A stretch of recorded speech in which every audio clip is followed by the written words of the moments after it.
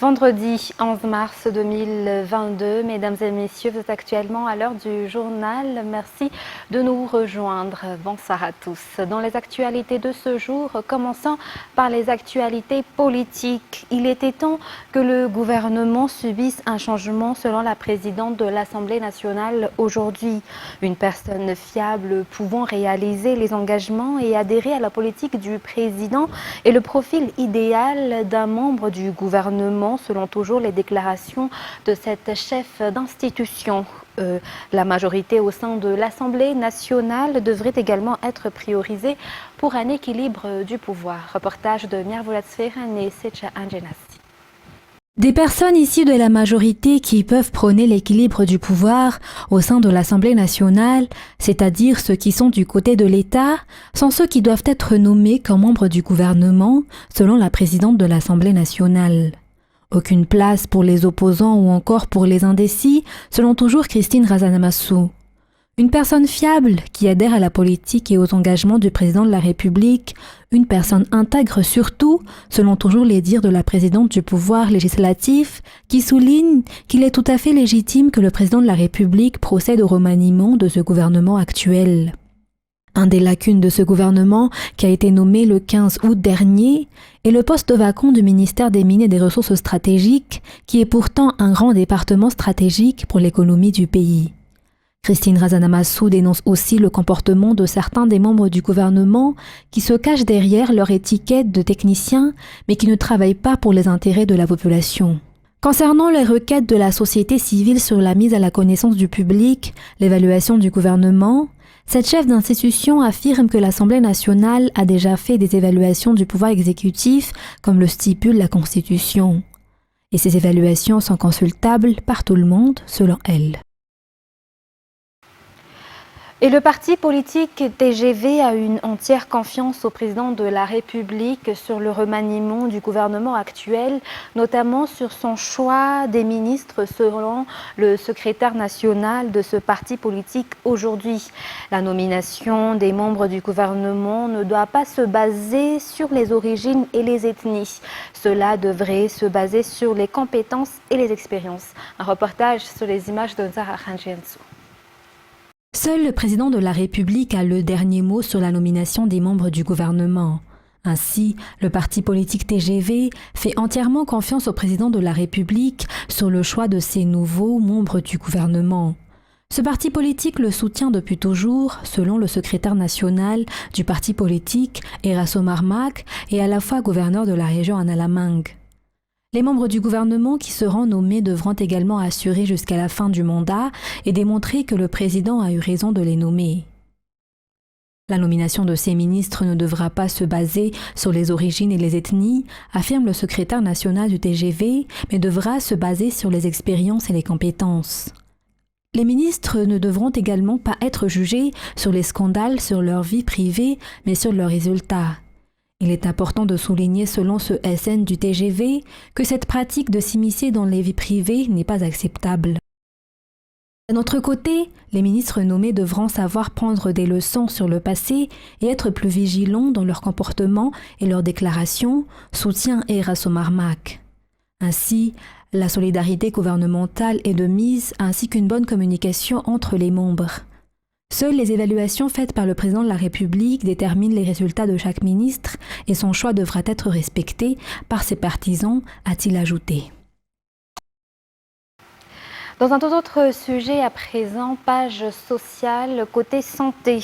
La caravane de la santé, deuxième édition dans le cadre de la Journée mondiale des droits de la femme, a été un succès. Plus de 12 234 personnes ont reçu des soins médicaux gratuits. 36 712 personnes ont été sensibilisées dans la lutte contre la violence dans les 4 régions cibles. L'association FITI, menée par la première dame Miali Razuel, a mené la sensibilisation avec la coopération du ministère de la Santé publique, du ministère de la Population et l'USAID Madagascar. Les détails avec Josicaël Khanjenirine. 4 régions cibles, 4 jours de soins médicaux gratuits et plus de 10 000 personnes qui ont bénéficié de divers soins à travers la caravane de la santé, deuxième édition, qui est partie d'Antananarive le 2 mars dernier. La caravane est passée par Ambush où 2460 personnes en ont bénéficié. Elle s'est arrêtée ensuite à Kinzavat, région Vadvav, où plus de 3000 personnes ont également bénéficié de soins gratuits. Après Vadvav, la caravane est passée dans la région Fitvnand, à Manakar, où plus de 3443 personnes ont bénéficié des mêmes services avant de rejoindre Antirabé pour la célébration de la Journée mondiale des droits des femmes le 8 mars. Environ 2577 personnes ont également reçu des soins dans cette ville. L'événement entrant dans le cadre de la Journée mondiale des droits des femmes, ce sont les femmes qui ont été mises à l'honneur dans cette caravane de la santé. Les services et les soins pour les femmes ont été davantage mis en avant. Par ailleurs, la santé buccale et la dentisterie ont connu le plus d'affluence. 1060 pour Antirabé, 742 pour Ambush, 495 pour Kinzavat, 585 pour Manakar, soit 2885 personnes ont été consultées en matière de santé buccale et de dentisterie dans ces 4 régions. 2591 personnes ont été reçues pour des consultations générales. Parmi les services offerts par la caravane de la santé figure également le dépistage. Ainsi, le diabète et ses prises en charge avec 1615 personnes dépistées en 4 jours. Les femmes ont été intéressées par les services qui leur ont été dédiés, comme le dépistage du cancer du sein et celui du col de l'utérus, la consultation prénatale, le suivi de la grossesse. Cette initiative de l'association FITI, menée par la première dame Mial Radzouiln, aide également les personnes victimes de violences basées sur le genre. Plus de 231 personnes ont été reçues dans ce cadre, notamment 86 personnes à Ambush et 86 autres à Kinzavat.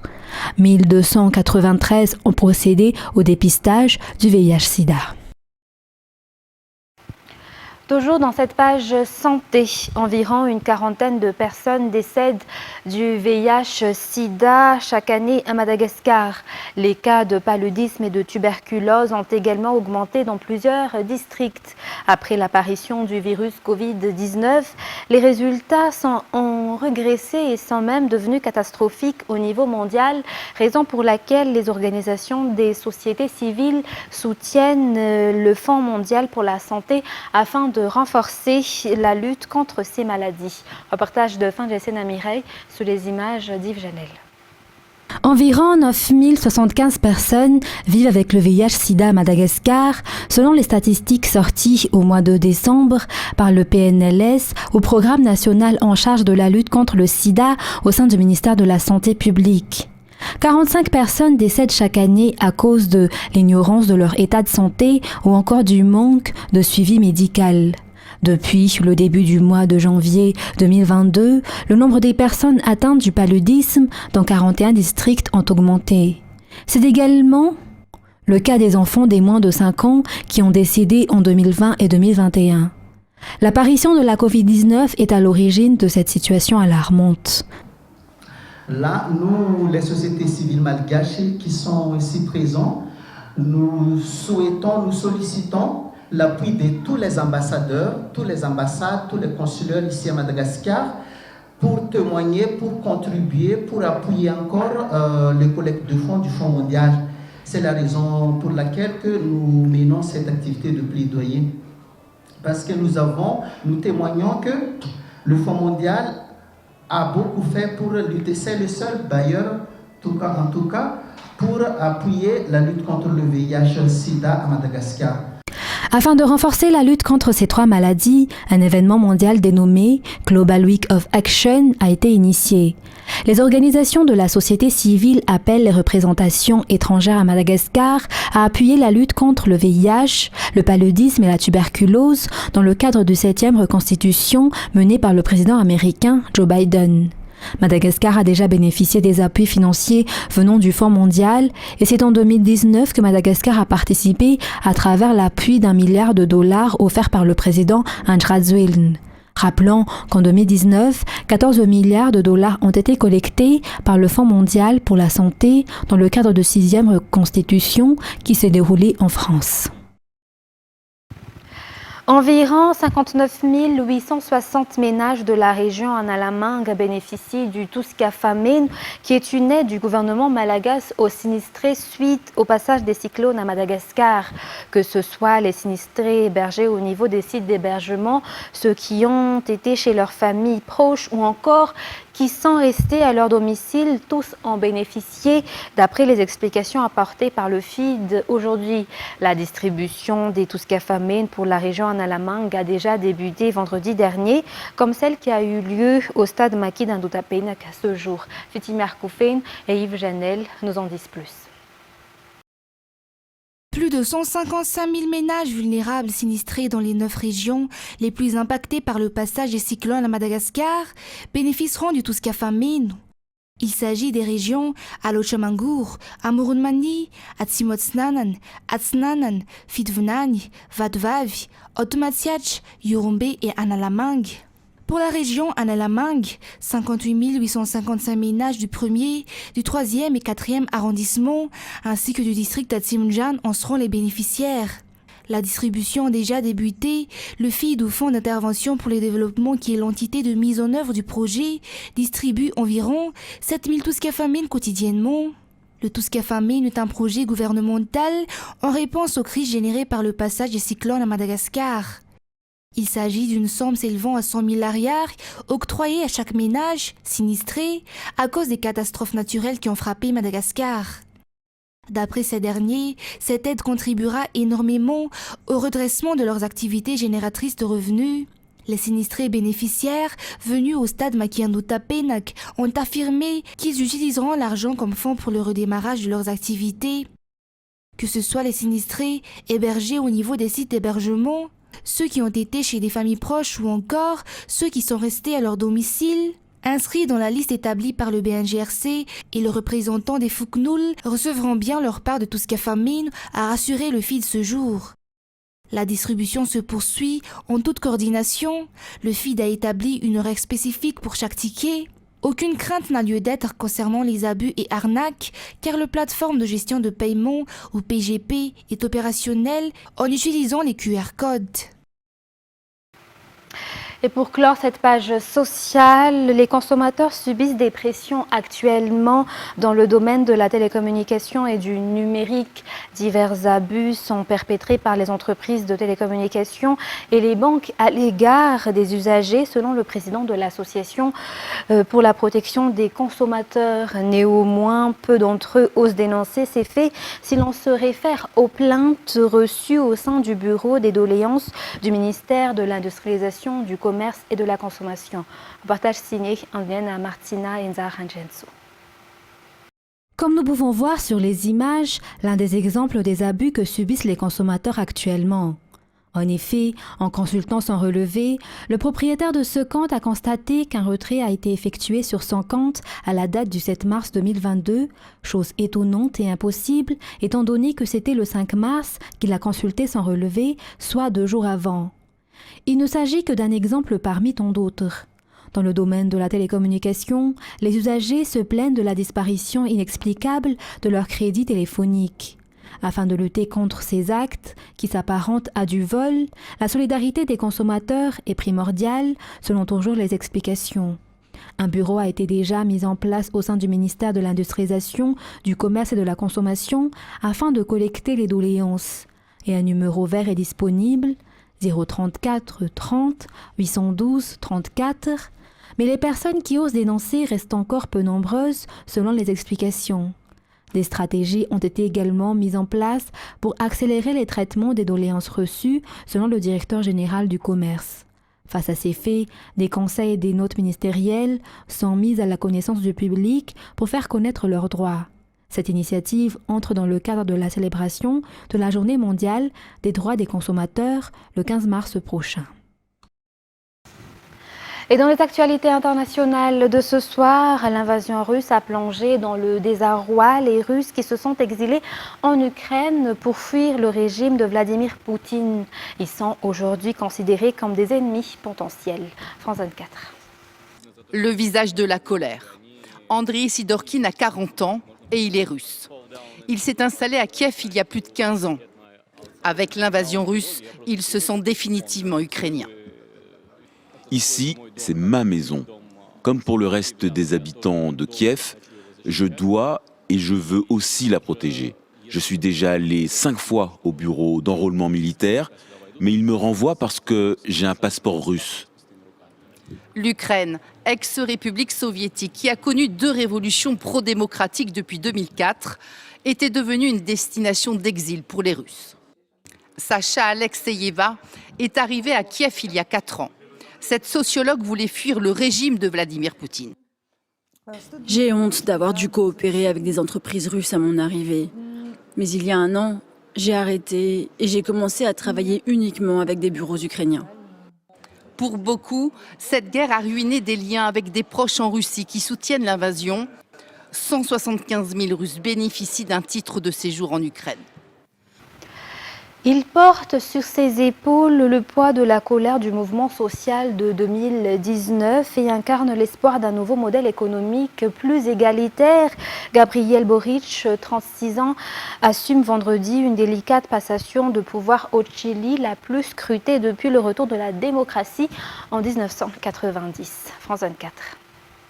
À 36 ans, Gabriel Boric devient ce vendredi le plus jeune président de l'histoire du Chili. Pour se glisser dans son nouveau costume de chef d'État, l'ancien leader étudiant a enchaîné la veille les rencontres avec des dirigeants étrangers, comme ici le roi Felipe d'Espagne ou le président péruvien Pedro Castillo. Mais c'est surtout sur sa politique intérieure que l'élu est attendu. Lors de la campagne, il a promis de réduire les inégalités dans un pays où 1% de la population possède plus d'un quart des richesses. Muchas expectativas, creo. Me da la impresión de que va a ser una persona más empoderada en su trabajo en sí, como gobernante, no tan preocupado de sus cosas. Va a ser un presidente joven, alguien que quizás entendió a la juventud, a la disidencia, lo que necesita el país, y no solamente pensar en quizás llenarse los bolsillos con plata ajena y simplemente pensar en el país. Porté à la tête du pays par une coalition de gauche, Gabriel Boric a promis de tourner la page de décennies de néolibéralisme. Santé, éducation, retraite, il veut créer un État-providence. Autre changement radical, son gouvernement est majoritairement féminin. Le jeune président, au tatouage bien visible, est aussi ouvert aux revendications des minorités ethniques et sexuelles. Une révolution dans un pays très catholique et où les communautés autochtones sont marginalisées. Ces promesses de changement sont donc très attendues par son camp, mais sans majorité absolue au Parlement, les ambitions de transformation écologiste et sociale de Gabriel Boric risquent d'être entravées par l'opposition conservatrice. Contraints de reprendre la route de l'exil comme maintes fois dans leur histoire tourmentée, des dizaines de Juifs quittent chaque jour l'inestimable Odessa, ville d'Ukraine sur la mer Noire, empreinte de culture et d'histoire juive, et pleurent la désintégration de leur communauté. France 24 nous en dit plus. Synagogue Shabbat à Odessa. Avant la guerre, elle accueillait jusqu'à 150 fidèles par jour. Aujourd'hui, seules 2 ou 3 personnes viennent y prier. Alexander Klimanov est l'un d'entre eux. Sa famille a été évacuée, mais lui restera. Odessa est très importante car les Juifs vivent ici depuis la fondation même de la ville. La plupart des écrivains, des poètes, des peintres viennent de la communauté juive. Galina Dimievitch a, elle, décidé de partir pour retrouver son fils en Israël. Un exil au goût de déjà-vu. En 1942, elle avait fui les nazis avec ses parents. Son mari est décédé le 24 février dernier, jour de l'invasion russe en Ukraine. Je remercie Dieu de m'avoir permis d'enterrer mon mari. Il est mort et n'a pas eu à voir tout cela. Il n'y aurait pas survécu. Cette mère de famille et ses 2 filles s'apprêtent elle aussi à quitter l'Ukraine. Je veux être près de chez moi, je ne veux pas aller loin. Une fois qu'on me dira que c'est fini, je veux pouvoir prendre mes affaires et rentrer chez moi à pied.